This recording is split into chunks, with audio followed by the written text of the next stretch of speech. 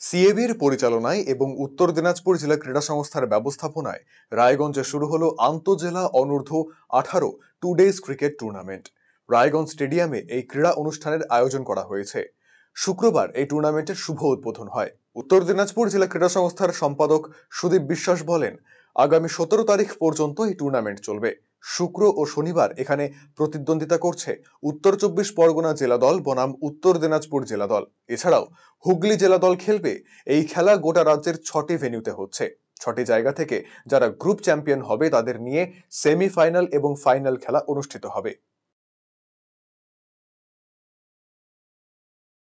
CAB পরিচালিত এবং আমাদের উত্তর দিনাজপুর ডিএসের ব্যবস্থাপনায় আজ থেকে শুরু হয়েছে রায়গঞ্জ স্টেডিয়ামে inter district under 18 two days cricket tournament.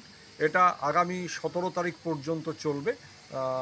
আজ এবং কাল প্রতিদ্বন্দ্বিতা করছে নর্থ 24 পরগনা জেলা দল এবং আমাদের উত্তর দিনাজপুর জেলা দল, এবং এছাড়াও আরেকটি দল এখানে খেলবে, তারা হলো হুগলি জেলা দল।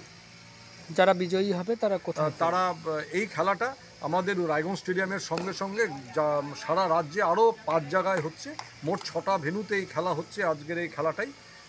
তারপর এই 6টা জায়গা থেকে যারা চ্যাম্পিয়ন থাকবে, গ্রুপ চ্যাম্পিয়ন, তাদের নিয়ে নেক্সট সেমিফাইনাল রাউন্ড, তারপর ফাইনাল খেলা হবে।